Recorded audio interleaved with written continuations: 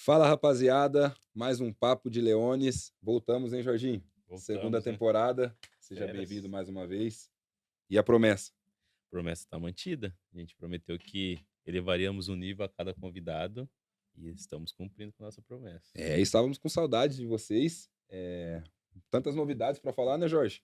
Tem É, bastante. Vamos falar um pouquinho também daqui a pouco sobre o nosso campeonato interno. Mandar um abraço para todos os nossos alunos.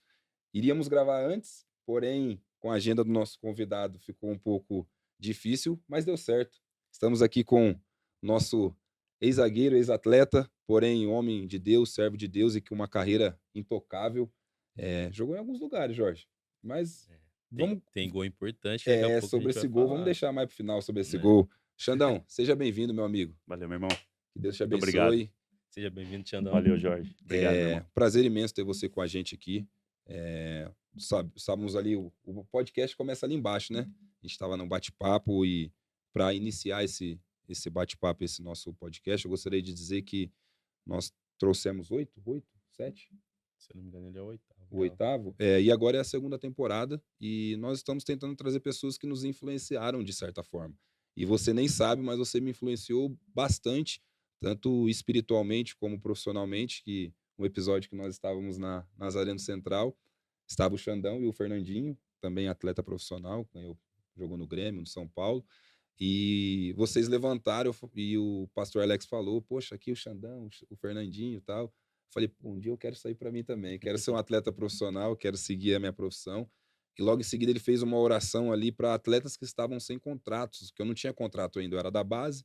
Passaram-se ali um mês e pouquinho, eu fiz essa oração e um mês e pouco eu assinei meu primeiro contrato. Mas ver vocês ali na igreja, eu falei, cara, é possível ser um atleta, servir a Cristo, e isso me influenciou bastante. Nós estamos trazendo convidados que nos influenciaram com a escola de futebol a Leones e também mostrar essa outra parte, além de um atleta. Então seja bem-vindo, meu amigo. Pô, muito obrigado, Lucas. Obrigado, Jorge, pelo convite. Para mim está sendo um prazer estar com vocês aqui no Papo de Leones e essa história você compartilhou, né, em off aqui. Para mim, fiquei até surpreso, cara. Eu lembro, né, exatamente desse dia. Para mim também estava sendo um privilégio, né, tá ali naquele momento ali no momento na igreja, buscando ao Senhor, e o pastor anunciou e, cara, para mim também foi muito importante, né, aquele momento e só que eu jamais imaginava que só o fato de estar ali presente, juntamente com o Fernandinho, estaria influenciando alguém, né. Então, quando você me contou hoje mais cedo, fiquei até, grato a Deus, né, por às vezes a gente nem sabe o quão a gente influencia as pessoas, né, mas enquanto a gente está caminhando reto no caminho do Senhor, tem muita gente, né, sendo influenciada e eu acho que isso daí serve de testemunho para que a gente possa continuar fazendo a nossa parte como servos do Senhor e sabendo que Deus é quem, o Espírito Santo é quem move, né, e quem faz as pessoas a aceitarem a Cristo e enfim, eu fico muito feliz de ter sido uma influência ali no início da sua carreira também. O Jorge fala bastante lá na nossa escola que além não, o principal para nós é formarmos seres humanos, Sim. formar pessoas, homens e mulheres assim, que vão ter um bom caráter. E ele prega muito isso e é por conta dessa nossa metodologia, vamos dizer assim, dentro e fora de quadra, que você está aqui hoje, que você tem uma carreira irretocável como pessoa, como homem de Deus, como nós falamos. Então nós queremos mostrar e explorar um pouquinho tudo isso, né, Jorge? Isso, a gente preza bastante pelo caráter, né? A Sim. gente primeiro quer que o nosso aluno seja um bom filho, quer que seja um bom irmão dentro de casa, um bom neto, para que depois ele seja um bom pai, seja um bom avô, seja um bom empresário, seja um bom médico. Se for atleta, tudo bem também. Mas ele tendo esses requisitos aí antes de pensar no futebol, é o que a gente preza e por isso que convidados como vocês é o que a gente prefere trazer aqui. Ao invés de talvez um cara muito acima renomadamente como um atleta de futebol, mas que não tenha isso para nos passar, né, para passar para nossas crianças, que é o nosso objetivo maior. Então, seja bem-vindo Muito novamente. obrigado. E, assim, só para um adendo, né, com relação a isso, de fato, isso tem que ser o foco das nossas vidas, né? Tem que ter Sim, um propósito maior do que Exatamente. apenas tentar formar jogadores, atletas, sim, revelar algum jogador, porque no final das contas a gente sabe que a realidade é que a grande maioria vai ficar pelo caminho, sim. né? E o que você deixou de influência na vida daquele menino que passou na mão de vocês? Porque essa idade aí é uma idade de que os atletas têm muita influência, óbvio, dos pais, mas de todas as autoridades que estão ali, né, sobre a vida daquela criança, daqueles adolescentes ali, seja professor, seja educador físico, seja, enfim, treinador. Então, eu tenho certeza que esse propósito que vocês, né, têm no coração está bem alinhado com tudo que Deus realmente nos chama para fazer aqui na Terra. Amém. Xandão, eu dividi a sua história aí, vamos dizer, em 3 partes, que para mim, todas elas são exemplares. Mas só para a gente quebrar um pouquinho o gelo, quebrar o clima, eu começo sempre lá. Como é que foi o começo do Xandão, do pequeno Alexandre lá em Araçatuba? Mas hoje eu vou mudar, Jorge. Vou mudar porque só nós levamos o Elano lá na nossa escola. E o Legal. Elano, pô, até mandar um abraço. Elano, muito obrigado aí por tudo que você fez e faz pela gente aí. Né, Pô, fenômeno. fenômeno. Esse cara aí teve uma É, humildade assim fora Dentro de do. campo não tem sim. nem o que falar. Agora, fora de campo também ele é Isso que eu queria alto falar, nível. O dia porque anterior dele com a gente lá, ele tava tava com o narrando Neymar, tava com o Aí Neymar, pô. ele falou, pô, eu até falei pra ele, falei, pô, tava com o Neymar ontem e tá comigo hoje aqui. Mas assim, trazendo pro nosso ambiente ali, há muitas crianças ficaram perguntando, poxa, quem é? Até ele falar que ele jogou no Santos, no Manchester City, na seleção. Muitas crianças não acompanharam o Elano. Então, pra gente já fixar a, as pessoas assistindo esse vídeo, vamos começar ali por aquele gol magnífico, Ah, que foi, eu acho com certeza você fez vários gols, mas esse foi o mais emblemático. sem dúvida. Só para ilustrar, terminando do Elano também, quando o Elano falou que jogou com o Kaká, com o Neymar, as crianças pararam e fixaram a atenção. Sim. E eu acredito nisso, que o futebol ele serve para chamar a atenção. Uhum. Então, nós chamamos a atenção, mas nós mostramos um caráter. Então, o Elano ele chama a atenção por ser um ex-atleta, jogou na seleção brasileira, Copa do Mundo, só que ele deu uma aula de humildade que ele tinha centenas de pessoas, ele falou, cara, pode ficar tranquilo, eu vou tirar foto com todo mundo, eu só saio daqui a hora que o último tirar foto, se tiver que fazer vídeo eu faço. Que E ele legal. deu uma humildade, mostrou essa qualidade que o Elano tem, vamos Uma dizer frase assim. que ele falou também foi que no dia anterior ele estava com o Neymar, né, que é um grande amigo dele, mas que a essência dele são os amigos da cidade onde ele nasceu, que é onde ele prefere estar com as pessoas que cresceram junto com ele, então ele dá muito valor a isso também, e é algo que a gente ficou muito emocionado ali por ele Pô, ter que legal. falado. E nós temos uma foto com o Elano de 2011, 2012, 11, e nós replicamos essa foto. Olha que legal. E isso que eu queria chamar a atenção pro telespectador, falar um pouco, que eu acredito que você fez outros gols fora de campo mais bonitos do que esse, mas só para chamar a atenção, vamos relembrar essa história, porque também tem um ensinamento tremendo. Eu acompanhei, até mandar um abraço pro pessoal do Sport Christi, vi o Ah, testemunho que você verdade. deu, Lá eu tive a oportunidade de que você passou uma compartilhar. semana difícil no Sport de Portugal, você Sim. jogou no Sport, e teve esse jogo contra o Manchester City no final de semana. Relembra pra gente essa história, até chegar no gol, pode contar o testemunho da sua esposa também, pode não, por favor, conte o testemunho, porque a nossa guerra foi vencida no joelho, né? É isso, cara, é isso. E esse gol tem uma história muito emblemática para mim, muito significativa, porque não é somente a plasticidade, né, o quão bonito foi o gol e contra quem foi o adversário, isso aí foi secundário para todo mundo, eu acho que é o primário, mas para mim foi secundário porque, de fato, tudo que antecedeu essa partida contra o Manchester City, como você bem falou, em 2012 foi essa partida, 2012 eu estava no Sporting de Portugal e tínhamos esse jogo contra o Manchester City numa quinta-feira, se eu não me engano, seria o jogo, pela Liga Europa. Era um jogo de 16 avos de final, já era um jogo de mata-mata e de volta, e esse seria o primeiro jogo em casa, em Lisboa, né, em Portugal. Porém, antes dessa partida, eu tive a oportunidade de começar o jogo titular pelo Campeonato Português contra o time do Vitória de Setúbal. E esse jogo, o Sporting sempre tem que ser favorito, né, Sim. dentro do Campeonato Português, assim Sport, como o time Sporting, grande, a torcida é imensa, né, em Portugal. Exato, Sporting, Benfica e Porto, assim, não tem nem que discutir, esse jogo aí tem chance de empatar. Não, o Sporting tem que dar. entrar para ganhar, seja em casa, seja fora. Então é uma pressão muito grande, né, e natural, porque de fato são clubes gigantescos lá dentro Sim. de Portugal. E essa partida contra o Vitória de Setúbal foi fora, foi lá em Setúbal. E o jogo estava correndo bem, 0-0, né, um jogo truncado. Até que no segundo tempo teve um lance em que eu fui sair jogando com meu lateral direito, eu jogava pela direita, né, zagueiro pela direita. Fui sair jogando com meu lateral direito e deu o passe um pouco mais curto. O atacante interceptou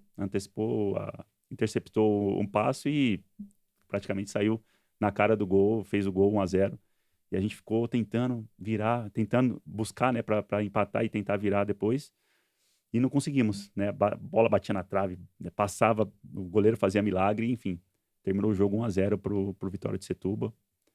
E, cara, eu lembro que eu cheguei no vestiário arrasado, porque eu sabia que aquela derrota poderia me custar muito caro, porque sabia também que posterior a esse jogo, 5 dias depois, a gente jogaria contra o Manchester City.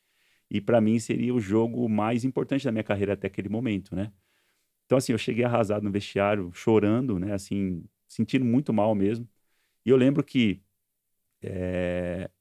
a gente voltou de Setúbal para Lisboa e a gente foi pro CT do Sporting para pegar os carros. Só que antes de a gente ser liberado para ir para casa, o treinador, na época era o Ricardo Sapinto, inclusive trabalhou No aqui no Vasco, Brasil, né? trabalhou no Vasco e o Ricardo reuniu todo o grupo e falou: olha, vamos ter um papo antes de vocês irem para casa. E aí reuniu, eu lembro que eu imaginei que seria aquela dura, né, cara? Eu lembro que ele falou assim: bom, reuni vocês aqui só pelo seguinte, para deixar claro que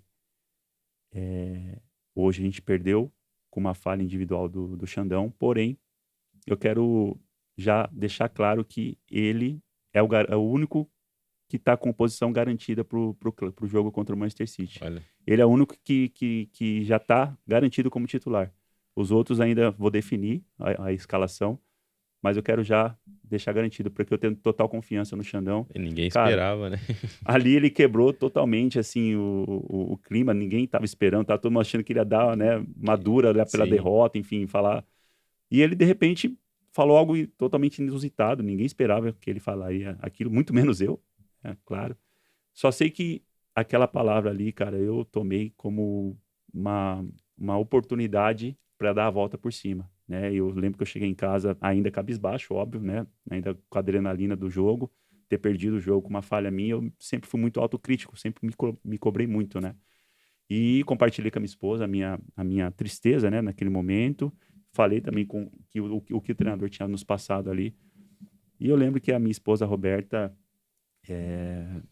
me encorajou a gente estar fazendo um propósito daquele dia. Eu acho que era um domingo esse jogo, até quinta-feira.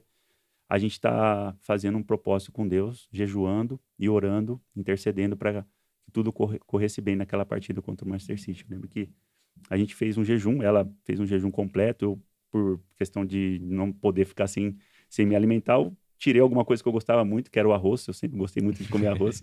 Fiquei aqueles dias ali sem comer arroz, substituí por algum outro carboidrato.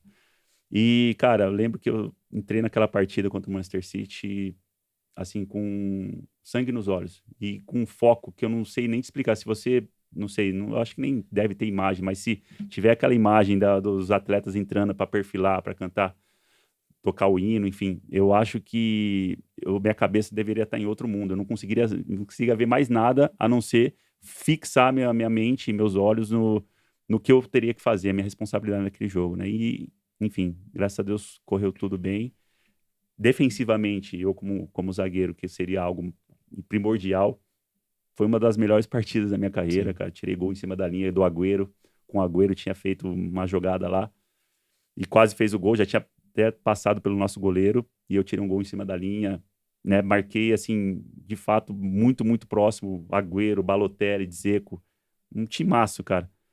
E Deus me deu essa oportunidade, né, de marcar um gol antológico, né, um gol de calcanhar. Poxa, quem imaginava um zagueiro marcar um gol de calcanhar? Então, para mim, foi marcante, né, o testemunho é muito lindo, porque Deus reverteu, né, uma maldição em bênção, né, um momento ali de dificuldade, acabou finalizando a semana com essa glória, com essa alegria, né, eu glorifiquei a Deus. Eu lembro que fiz o gol, fui comemorar com o time, os reservas que estavam ali no banco, Aí aparece depois eu com o dedinho pra cima, obrigado Jesus, porque não tem como, cara, não agradecer ele, porque eu sabia que ele é quem permitiu Sim. tudo aquilo acontecer e pra mim foi marcante de fato e é um testemunho, virou um testemunho, né, a fé que nós colocamos em prática ali e Deus de fato nos honrou naquele momento.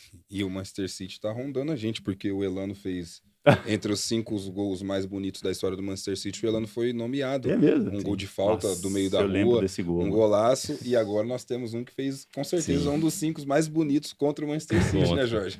Não, e interessante nessa história que você comentou que a Bíblia fala, né, que todas as coisas cooperam para o bem daqueles que amam a Deus. E pensando na lógica do jogo anterior, que você tomou um gol com uma falha individual, o natural seria o treinador chegar ali e falar, ó, se tem alguém que não vai jogar o próximo jogo é o Xandão. E ele fez o contrário.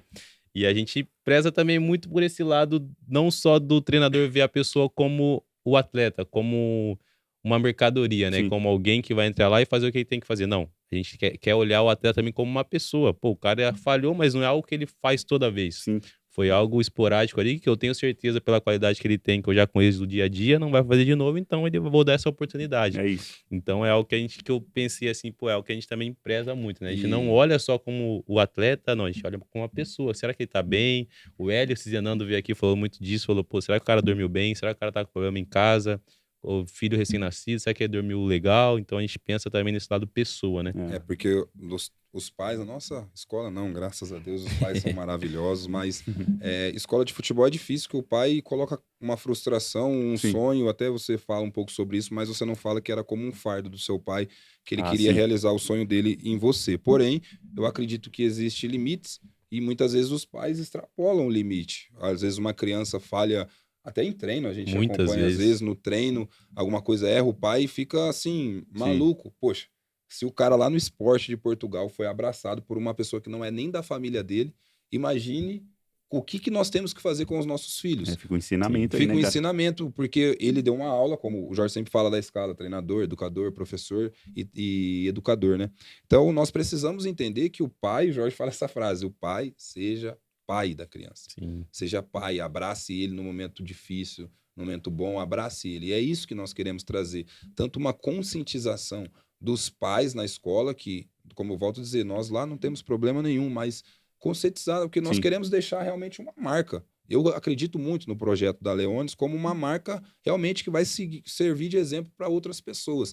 Então, lá no alto nível, que foi o esporte, aconteceu isso, que seja de ensinamento para a gente. Mas Sem a gente dúvida. já vai voltar nessa carreira europeia sua. Mas vamos lá do começo, como eu disse, você tem 3 partes da sua carreira, o início, o meio e o final, que é irretocável, né? E do começo, cara, e é outro ensinamento que eu gostaria que você falasse também, porque você tomou 3 ou 4 nãos em peneira, em Verdade. avaliações, e você chegou até a fraquejar, desistir um pouco, e aí teve a influência boa do pai, Do pai, que o sim. pai falou, vai de novo, tenta de novo. Eu e o Jorge também, graças a Deus, tivemos pais que nos incentivaram, vai de novo, que você teve o acolhimento também do pai. Mas como é que foi esse processo de tomar esses nãos nas avaliações e conseguir retomar e entrar num clube como o Guarani depois de um tempo?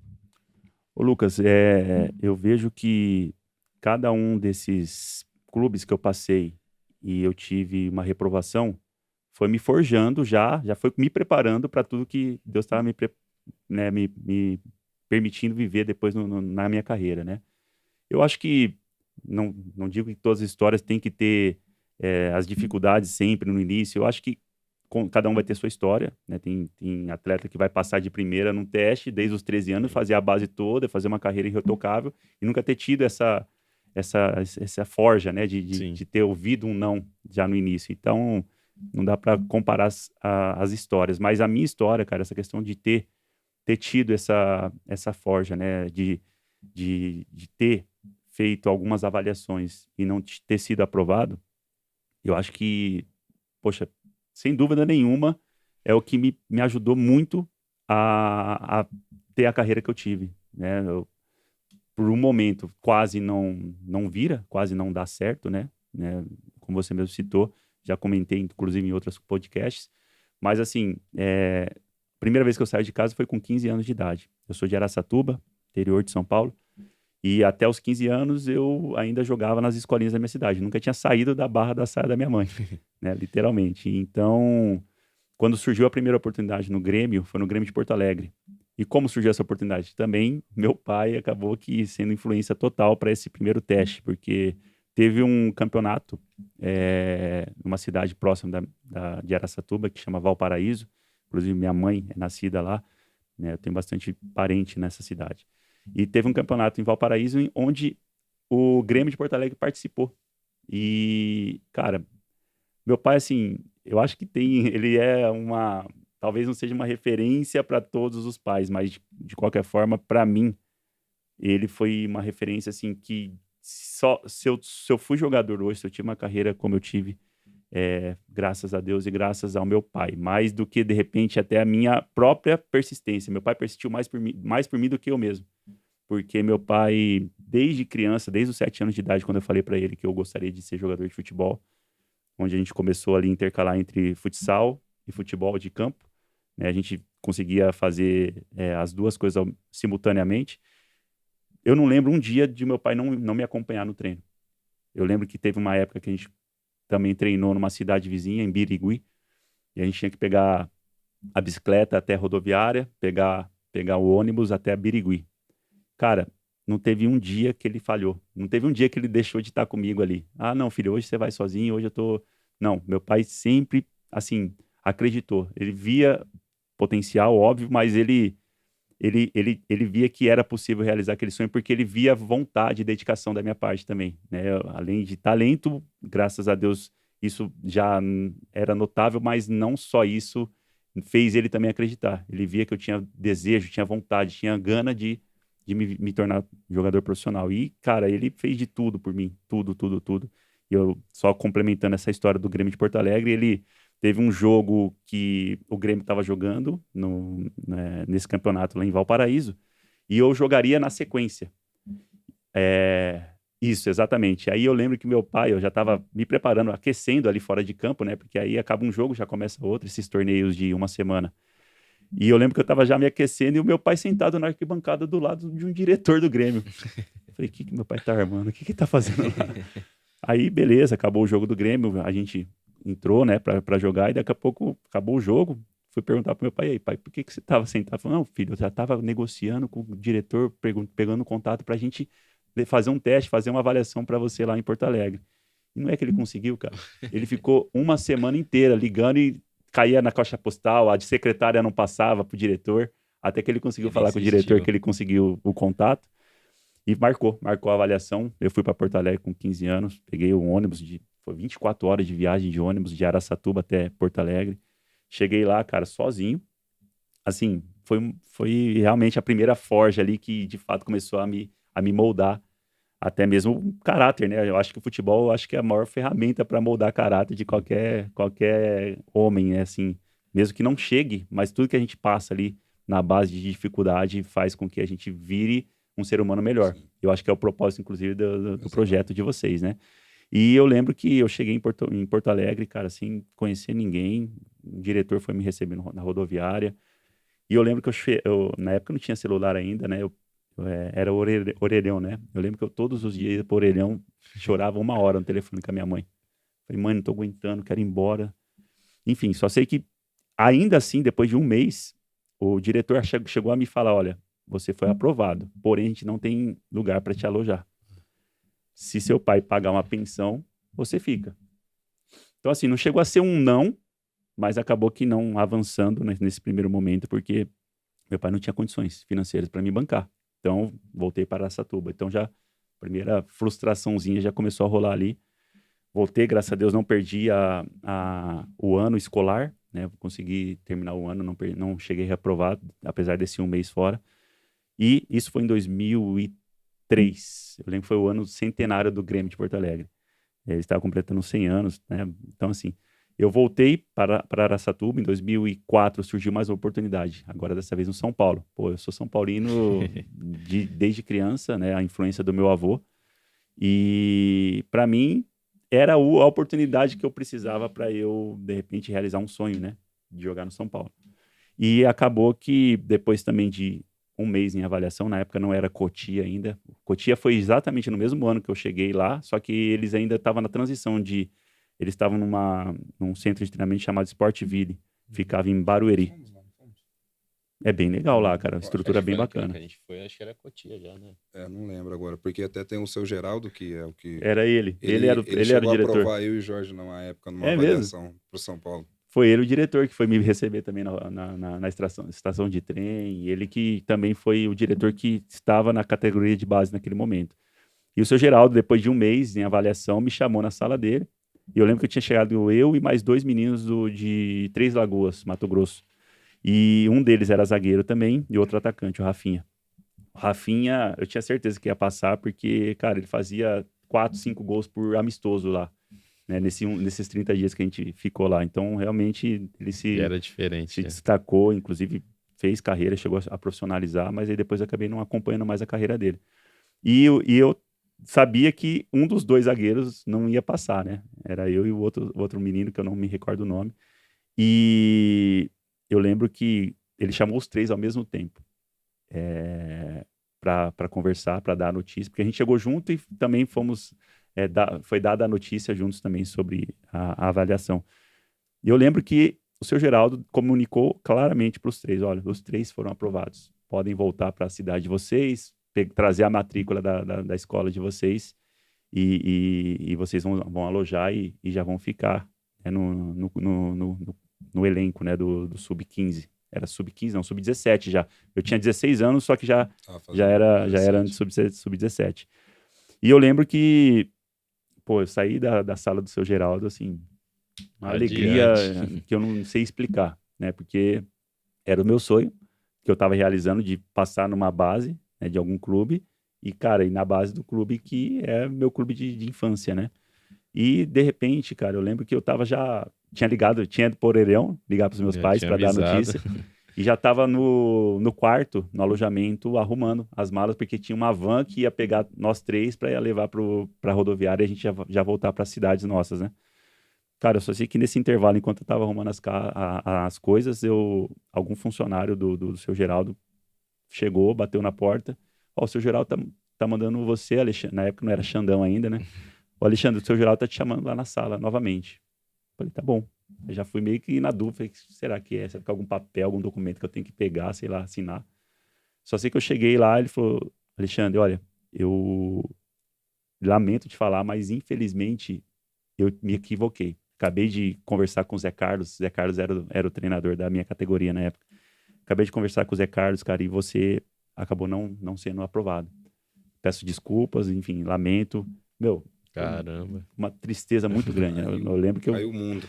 Eu fiquei bastante desiludido, decepcionado, né, com essa experiência. Enfim, voltei para Araçatuba, também voltei a estudar, graças a Deus não perdi novamente o ano escolar, mesmo ficando um mês em São Paulo.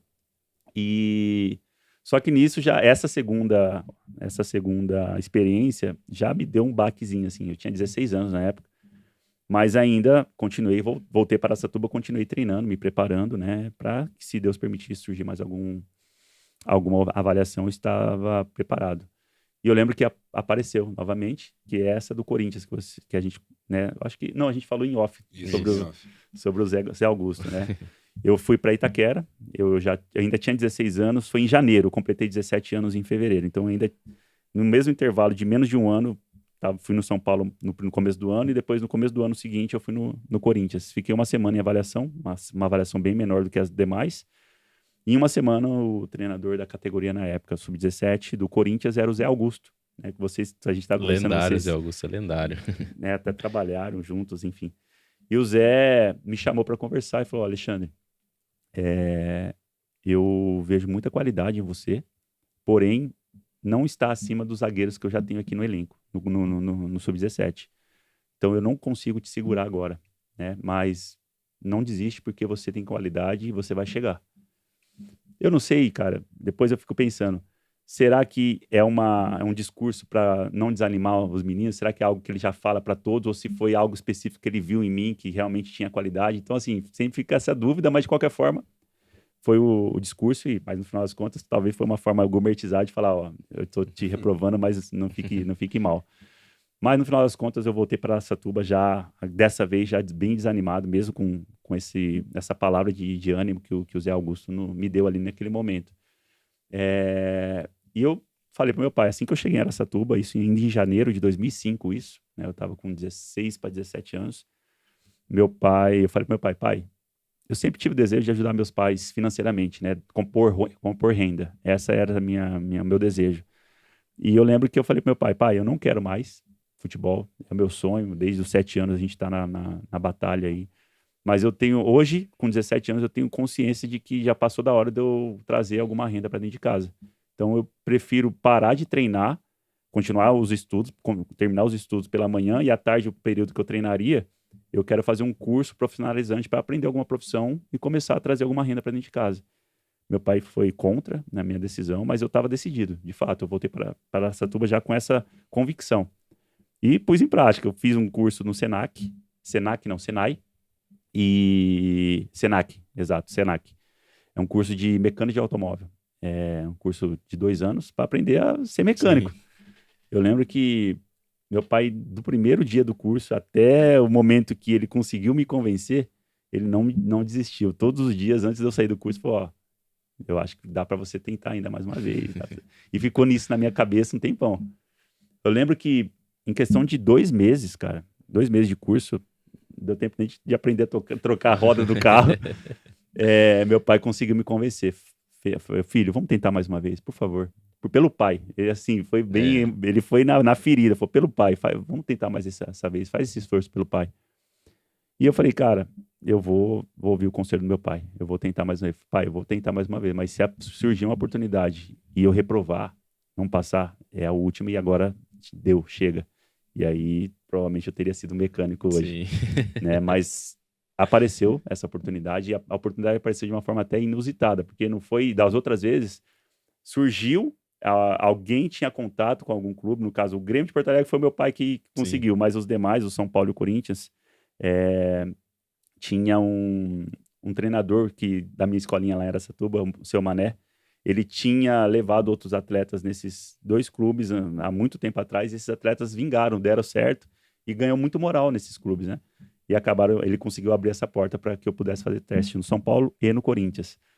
Então, assim, esse quarto teste, na verdade, que foi onde deu tudo certo, foi o Guarani, foi de uma forma inusitada, porque não foi nada programado, no início ali, ninguém tinha agendado uma avaliação para mim.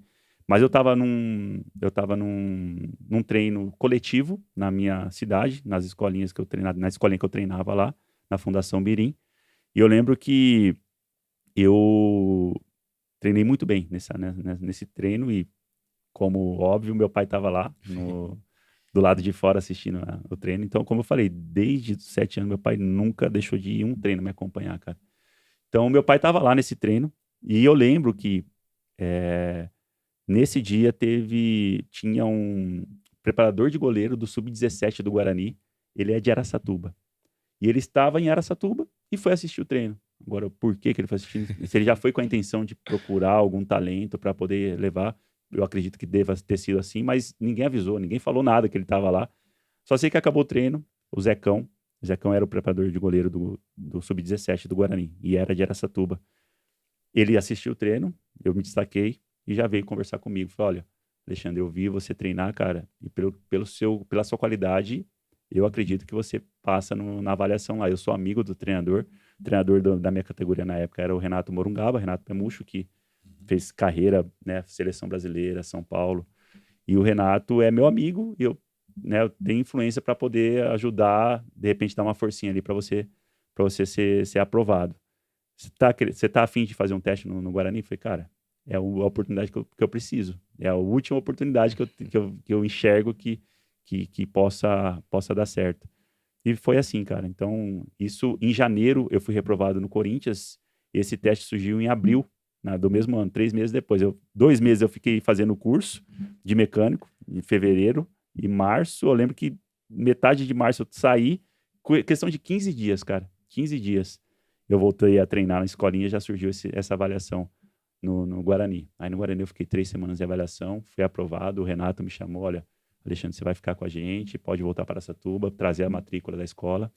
terminei os meus estudos aqui em Campinas, né, no Vila Angelim. Vila Angelim. Foi meu terceiro colegial, terminei lá. E, cara, e daí minha carreira deslanchou, decolou. E foi tudo muito rápido depois, Lucas, o Jorge. Foi muito rápido, cara. Eu lembro que eu cheguei para avaliação em abril, em setembro já me chamaram, coisa de 5 meses depois me chamaram para assinar o primeiro contrato profissional. Carteira assinada, tudo, R$ 400 era meu salário. Cara, mas para mim era uma alegria, assim, tremenda. Eu nunca tinha ganho nenhuma renda, nunca tinha ganho nada, Além nunca de tinha ter trabalhado. um registro na carteira, né?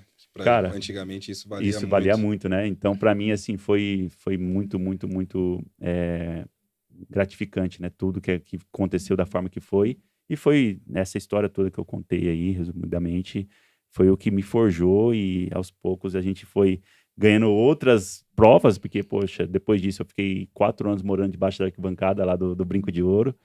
E, cara, cada experiência que a gente vai passando no futebol vai nos moldando, vai nos fortalecendo, vai deixando a gente mais resiliente para tudo que a gente ia viver depois na carreira toda. Mas se fosse em outra família ou outra pessoa, né, Jorge? Quantos de nós temos exemplos de pessoas que pararam no meio do caminho no primeiro teste? O Jorge, eu acho que o seu teste foi na Portuguesa? Era 11 anos? Foi no Guarani, no futsal do Não, Guarani. mas para sair de Campinas, né? Já sim, tava. foi na Portuguesa. O Jorge foi pro Português, depois Santos, Corinthians, e passou.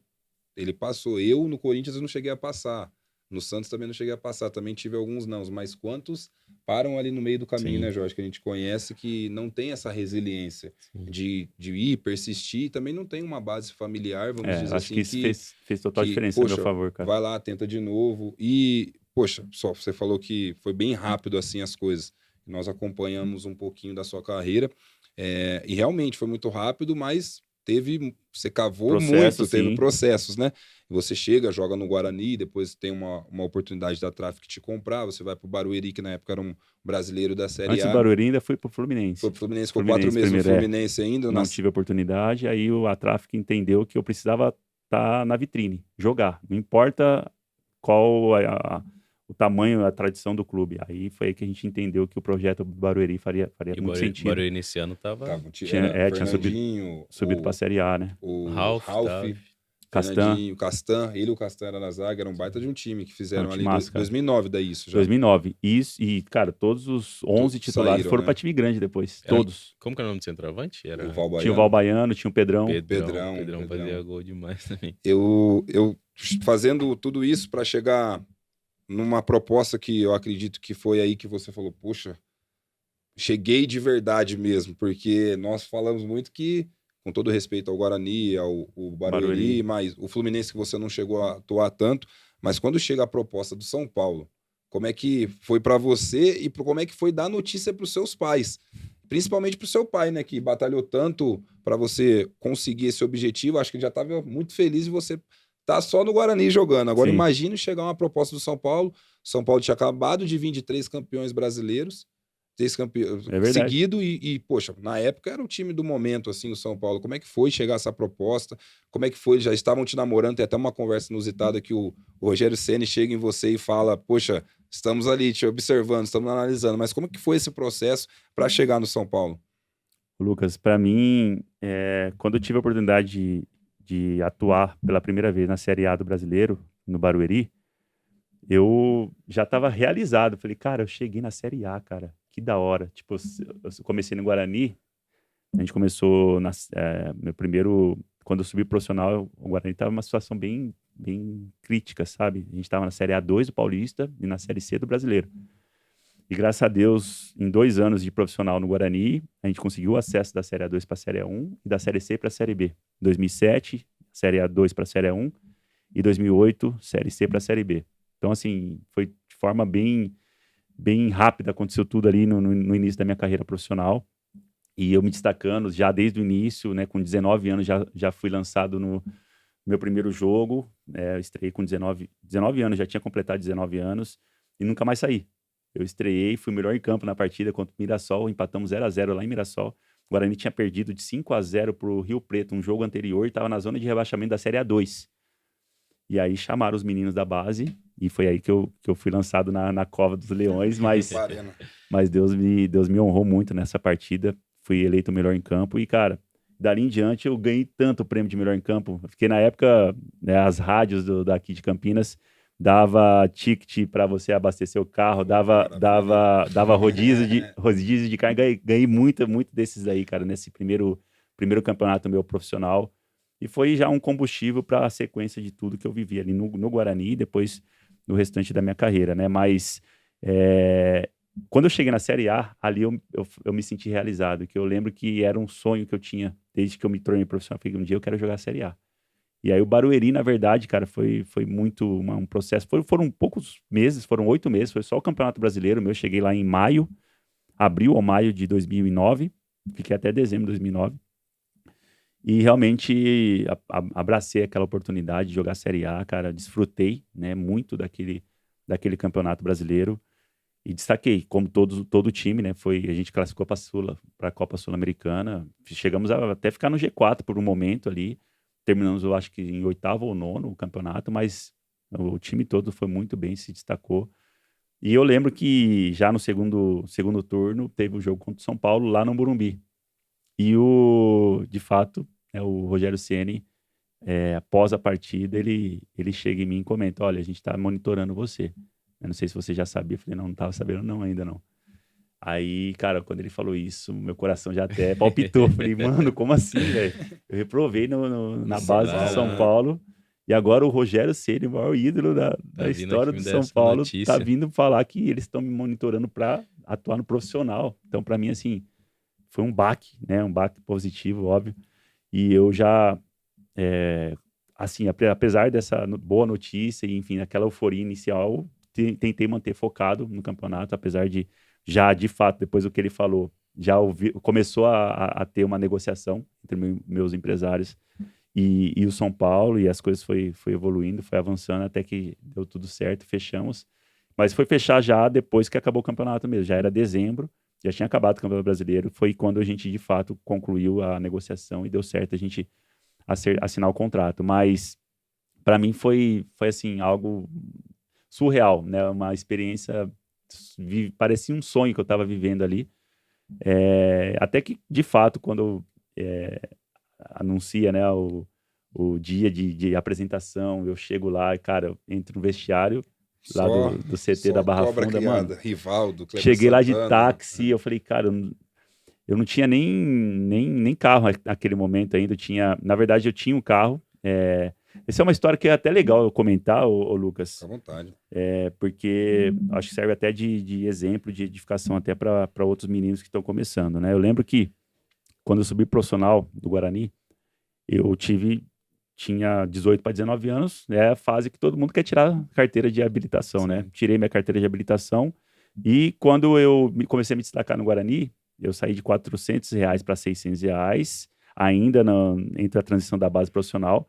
E aí, quando eu comecei a destacar o Guarani me chamou para renovar, para ganhar R$1.200. Falei, cara, com todo respeito, mas eu agora sou profissional. Acho que eu acho que eu mereço um salário, né, de profissional. Isso aqui ainda, por mais que está dobrando meu salário, mas é um salário, né, de base. E aí, enfim, ficamos um tempo ali negociando, até que, graças a Deus, a gente conseguiu chegar num acordo.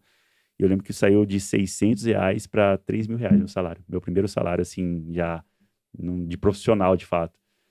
E eu lembro que eu ganhei uma luva, né? Um prêmio por assinatura ali na mão de R$30.000. E é o valor do carro que eu tava olhando. Eu comprei um Golzinho bolinha na época. Golzinho bolinha, sem ar, sem direção. Mas, cara, era meu carro. Eu comprei um Golzinho prata e paguei à vista, enfim. E eu lembro que acabou o contrato no Guarani, fui pro Fluminense. Cara, cheguei no Fluminense, óbvio, meu salário melhorou muito, mas não comparava nem um pouco com o salário de todos os atletas que estavam ali no Fluminense. Até menino de base, com certeza, ganhava mais do que eu fui ganhando, né? E porque eu tinha 20 anos de idade, enfim, estava vindo do Guarani, que ainda naquele momento estava numa situação delicada. Então, realmente, não foi um bom contrato, assim, financeiramente, mas era um contrato que conseguia pagar um aluguel bem, né? Conseguia...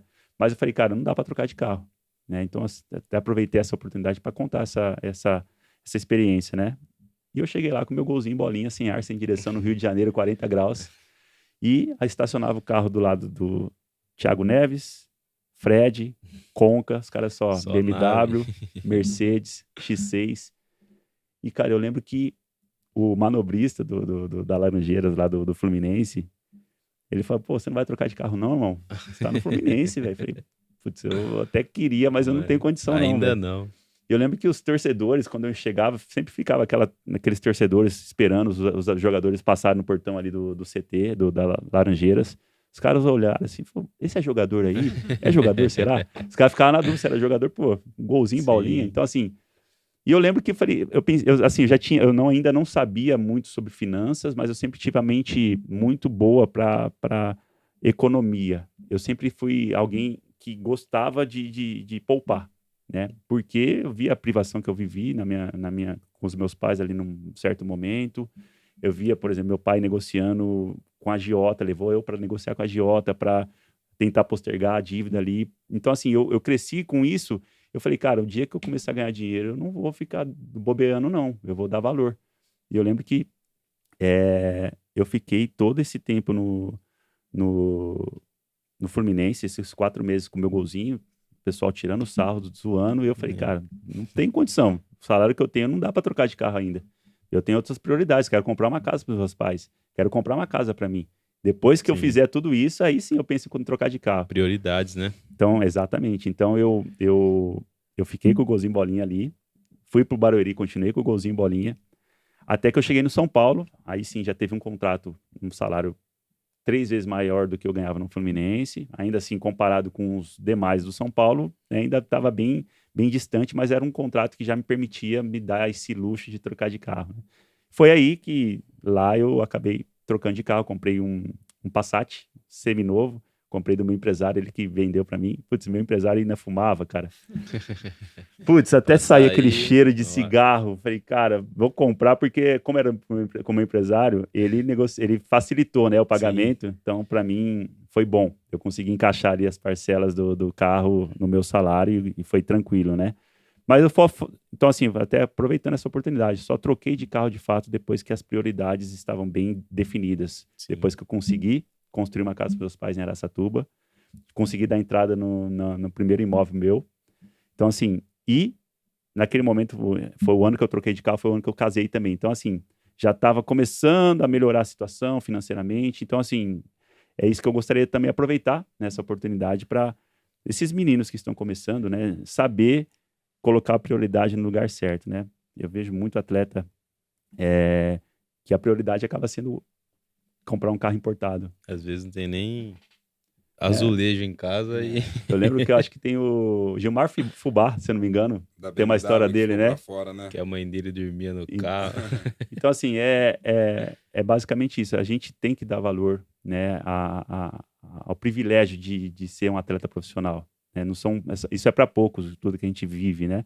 E ainda assim, mesmo que você se torne atleta profissional, nem todos vão ter salário de Neymar, nem todos vão ter Sim. salário astronômico. Só E- a pontinha do iceberg, né? E a nossa carreira é muito curta, cara, muito curta. Então, a gente não tem luxo para ficar gastando com coisas supérfluas. E deveria ser algo normal, né? Rotineiro a pessoa focar em outras coisas quando começa a ganhar um pouquinho, mas infelizmente nós sabemos da sociedade, da cultura que é a do Brasil, do futebol brasileiro. A imagem, às vezes, que passam, né?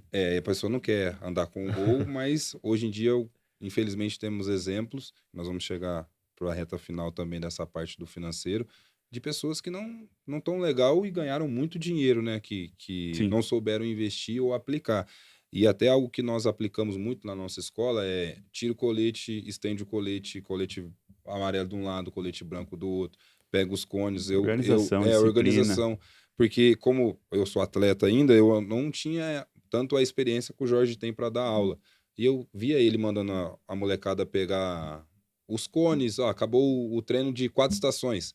Vai lá, cada um recolhe o cone. Eu falei, pô, Jorge, por quê? Ele falou, não, você tem que aprender, ter organização, você tem que ter responsabilidades. Aí eu falei, não, se eu fizer isso, o pai vai brigar comigo. Pô, tá mandando o filho trabalhar. Ele falou, não, e hoje virou algo rotineiro. Hoje o Jorge até fala, ó, igual vocês estendem na casa de vocês o colete. Estende. Então, é um ensinamento bobo que faz uma diferença lá Total. na frente, total. E é isso que nós queremos ensinar, né, Jorge? Sim. Um pouco sobre isso. Tipo, que a pessoa precisa ter alguns princípios, que é o que nós pregamos ali na Leones. É isso. Não, é exatamente. E até aproveitando que você falou bastante do seu pai, eu também tinha visto algumas entrevistas suas anteriores, você fala bastante dele, né? Sim. O Lucas perguntou como foi pra você chegar no São Paulo. Eu gostaria de saber como foi pro seu pai, cara. Você realmente ter chego assim onde vocês talvez imaginaram, né, chegar. Porque às vezes a gente vai lá do comecinho, pô, a gente acredita, mas quando chega mesmo que a gente vê, caramba, deu certo.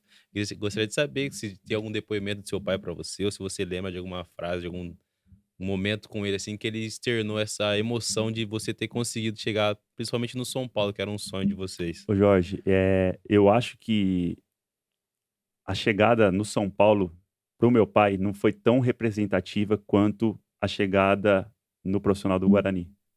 De verdade. Quando eu me tornei profissional, cara, eu lembro de um jogo que nós fizemos pelo Guarani, que eu fui jogar próximo de Araçatuba, contra o Linense, lá em Lins. 100 quilômetros de distância. E meu pai foi assistir. Acabou o jogo, tem essa entrevista no YouTube, né? O repórter algum repórter de alguma rádio veio me entrevistar e meu pai, todo orgulhoso do ladinho assim. Aí perguntaram, quem que é esse senhor? Eu falei, é meu pai. Aí passaram o microfone para ele, começou, até fiquei emocionado, porque lembrar, né, desses início, né? E meu pai todo emocionado, me abraçou assim, falou, filho, você chegou. Então, assim, eu imagino o quão realizado Sim. ele estava se sentindo ali, né? Isso foi justo bem nos primeiros meses ali meu como profissional. Eu joguei aquele jogo, fui muito bem na partida, e por isso que eu fui entrevistado, inclusive, para falar do jogo, enfim. Então, acho que ali teve muito mais impacto do que ter chegado no São Paulo, de fato. Para mim, chegado no São Paulo, para mim, foi, assim, o ápice. Sim. Mas pro meu pai, eu acho que aquele momento... Ele viu que deu certo ali. Falou, aquele negócio, né? Como que é? Tem uma trend que o pessoal faz, né? Expectativa, deu tudo certo. Sim. Ali deu tudo certo. Isso é bom. E nós poderíamos ficar aqui 2 horas falando da sua carreira como atleta, dos clubes que você passou. Pincelamos alguns, até o tempo hoje tá limitado pra gente. Até peço desculpa, assim, porque eu me isso? estendo muito, cara. Não, mas é porque nós queremos também, porque a história é muito rica, sim, tanto dentro como fora de campo. Como eu disse, falamos no começo, poxa, resiliência, persistência. Durante, irretocável, não se contaminou com o ambiente, não se contaminou com os manjares ali daquela época. E a reta final, você finaliza de uma forma maravilhosa, jogando bem, e fala, vou cuidar de outra situação, vou cuidar da parte financeira, vou fazer outra coisa. E, poxa, um cara muito bem sucedido no ramo financeiro, para quem não sabe, conhece, o Xandão, investidor financeiro, trabalha num escritório super renomado. E uma vez eu escutei do Diniz, o atleta de futebol que se dedica o pós-carreira, que estuda e que quer fazer outra coisa, ele vai ser o 01 em qualquer coisa, porque o futebol ensina muita coisa. é verdade. Ou você falou sobre o futebol, não, o esporte ensina muita coisa. Então, com tudo isso, com toda essa carreira, hoje você ajuda atletas com a parte do financeiro, com a parte de saber investir, um educador financeiro, vamos dizer assim, um gestor financeiro, que, poxa, tá no mercado e numa empresa, num escritório bem renomado. Então, eu falei que a sua história tem 3 partes, vamos dizer assim, profissionalmente falando. E hoje você está iniciando, vamos dizer assim, né, que tem a vida toda pela frente, mas já está ali no topo. E eu acho que isso também causa um orgulho e algo de autoridade para as pessoas ver que, além de um bom atleta, você hoje é um excelente profissional no mundo financeiro. Porque as pessoas estão acostumadas a ver o ex-jogador, tá lá no bar, tá jogado, não sabe falar direito, e você, poxa, estudou, se dedicou e hoje trabalha num consultório, numa empresa de financeiro muito, muito boa e muito bem vista, né? Ô Lucas, eu acho que até antes mesmo de falar, né, do que eu faço hoje e como tem sido, eu acho que uma etapa importante que acabou não sendo nem citada até então, mas que eu faço questão da gente entrar nesse assunto, que graças a Deus eu conheci a Cristo no início da minha carreira, cara. Eu conheci a Jesus com 18 para 19 anos, no Ministério de Atleta de Cristo, que a Nazareno Central aqui de Campinas sempre tocou, né? Sempre teve essa liderança aqui na região. E eu lembro que na época os líderes desse movimento eram o Paulo Silas, Paulo Antônio, o irmão do Silas, e o Fábio Mica, que foi goleiro também. Cara, sensacional. Esse cara tá na Austrália, então um abraço pro Mica. Tem um galardão no céu reservado para ele, mano. Glória a Deus pela vida desses 3, porque eles eu lembro, assim, a dedicação deles para as coisas do Senhor, sabe? Eu acho que a Igreja do Nazareno tinha uma van que disponibilizava para passar na base do Guarani e da Ponte Preta para pegar os meninos toda quinta-feira. E eu lembro que, como eu fui alcançado, eu venho de uma família tradicional católica, assim, praticante. A minha mãe, para vocês terem ideia, quase foi freira. Ela ficou 9 anos num convento e depois de 9 anos ela decidiu que gostaria de formar uma família, então ela precisou renunciar, né, ao ministério ali para continuar como freira. Teve que conversar com a madre superior, enfim, conseguiu essa renúncia e 2 anos depois ela conheceu meu pai, formou uma família muito bonita, graças a Deus nasceu eu, minha irmã, que é 1 ano mais nova que eu. Então eu venho de uma família muito tradicional católica, então eu cresci, né, com essa tradição, e eu lembro que eu cheguei no Guarani, já encontrei já uma paróquia bem pertinho ali do estádio do Brinco de Ouro, frequentava ali as missas de domingo, sempre muito religioso, muito disciplinado, né? E tinha a turminha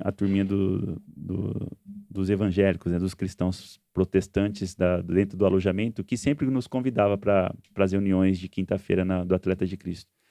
E eu sempre recusava, né? Nunca me interessei em ir até então, mas os meninos sempre foram muito, muito, muito gentis, muito gente boas, sempre foram muito amigos, sempre se colocava à disposição para ajudar em tudo ali dentro do alojamento. Até que um dia ficou assim, já insustentável, ficar sempre falando não, sem motivo. Falei, cara, eu vou lá, vai.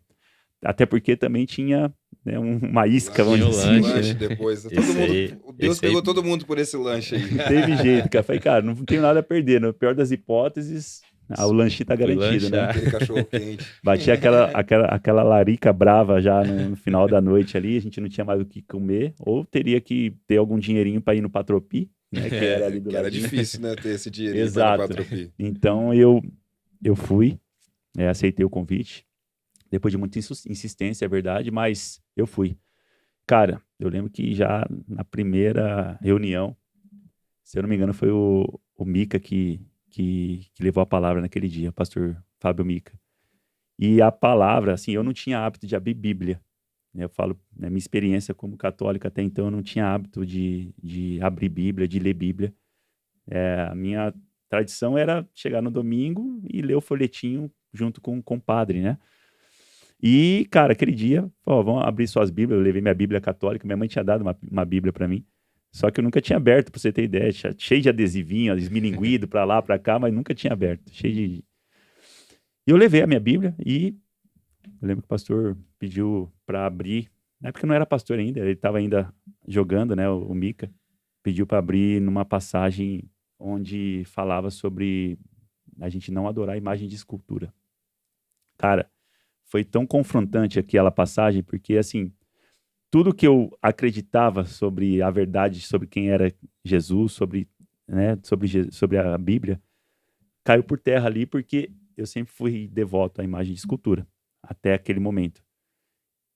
Andava com camiseta de Nossa Senhora, né, pelo alojamento para lá, para cá, então, assim, né, rezava na frente de imagem, porque eu cresci com essa tradição, meus avós, meus pais, até que eu li na Bíblia, falei, cara, isso aqui é o manual de instrução do ser humano, Deus nos deu isso aqui pra gente ler, eu nunca tinha lido, e ele abriu justamente algo que me confrontou demais, e eu lembro que eu saí daquela reunião assim, encucado, falei, mano, não é possível, que tudo que eu acreditei até agora não é a verdade, e Deus começou a me confrontar ali, eu lembro que eu comecei a sonhar, cara, Deus me deu sonhos, até arrepia, cara, porque de fato foi uma experiência assim muito marcante para mim. Até que não vi a hora de chegar a próxima quinta-feira para ir de novo, para começar a ouvir melhor sobre as verdades que a Bíblia estava ali nos dando, né? E eu lembro que na segunda reunião, cara, já não aguentei. Acabou a palavra, o Mica falou, olha, quem quiser aceitar Jesus, quem nunca ainda fez a oração de apelo, é a oportunidade. Falei, cara, eu levantei meu braço chorando já. Fico emocionado, porque, mano, a Bíblia tá a verdade toda ali, não tem para onde fugir. Tá? Quem abre a Bíblia para ler e de fato tem a experiência, velho. Não tem pra onde fugir. Eu lembro que Deus me alcançou naquele dia. Aceitei a Jesus como meu sonho, meu único Senhor e Salvador na minha vida. Eu tinha 18 para 19 anos.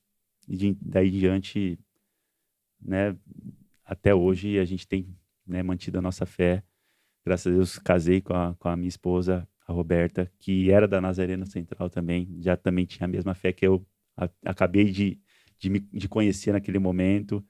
E eu acho que isso fez total diferença, mano, também pra minha carreira ter sido bem sucedida, porque não que eu nunca fui de balada, nunca fui alguém, né, eu sempre fui muito disciplinado na fé que eu acreditava, de fato, né, na minha religião ali, eu era religioso, essa era a palavra, mas no final das contas, para passar tudo que a gente passou, né, ao longo da carreira, cara, inclusive o episódio do gol de calcanhar, toda aquela, né, aquele propósito que nós fizemos ali naquela semana, depois daquele jogo contra o Vitória de Setúbal.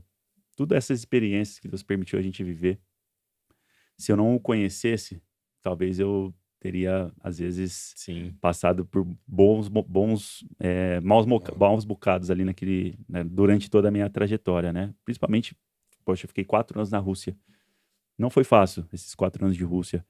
Por muitos momentos, cara, eu tive que recorrer à minha comunhão com Deus ali para aguentar. Frio, língua, as pessoas frias com estrangeiro, não falava inglês, né, muito menos russo. Então, assim, principalmente os primeiros 6 meses ali, a minha fé em Deus ali, aquela comunhão minha com a minha esposa, com Deus, nos ajudou a aguentar esse e muitos outros momentos. Então, isso eu gostaria de estar deixando bem enfatizado, né? Que foi algo que fez toda a diferença na minha vida, na minha carreira também, e na minha vida como um todo.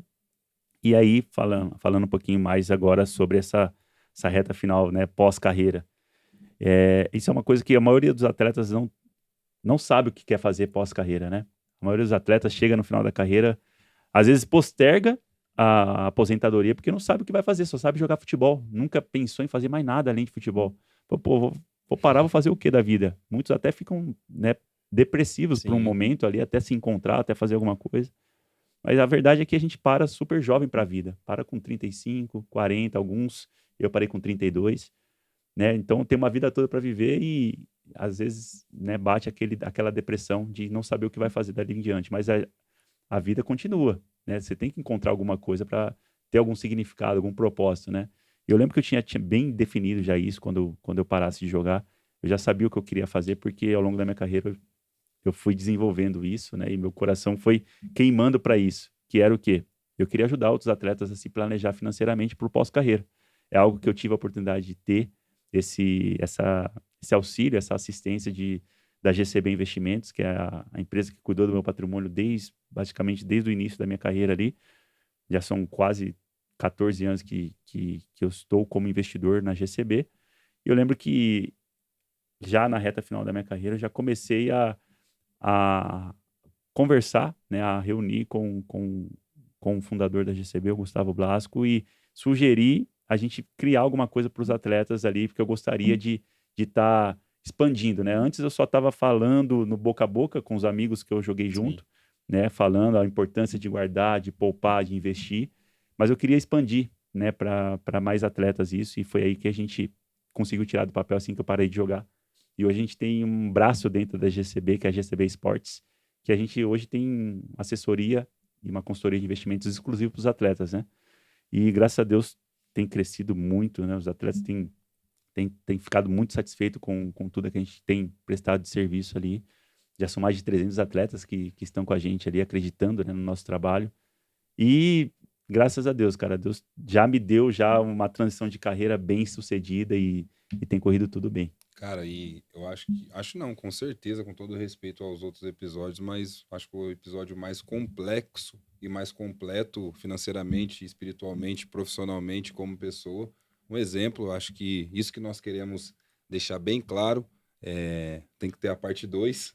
É verdade. Vamos deixar a parte 2, porque foi, cara, uma aula mesmo, te agradeço o tempo Isso, eu que disponibilizado. agradeço, Lucas. Até peço desculpas, cara, não ter conseguido, né, a gente encontrar agenda pra gente gravar antes, mas e deu certo. isso realmente, nós precisávamos ter gravado isso antes. Mas assim, Xandão, que Deus continue te abençoando e Amém, te irmão. levando a lugares ainda maiores do que você já alcançou jogando, porque vai estar ali no YouTube muitos pais, muitos alunos, muitos atletas, muitos admiradores também do nosso trabalho, vai com certeza ser muito edificado nessa parte, com seu testemunho de Amém. vida, com seu testemunho profissional. Foi tremendo, Jorge. Não, mas uma aula, né? E como a gente sempre fala, a aula é grátis, mas a gente só pede pra o quê? Segue lá, Esquecemos esse curte. detalhe.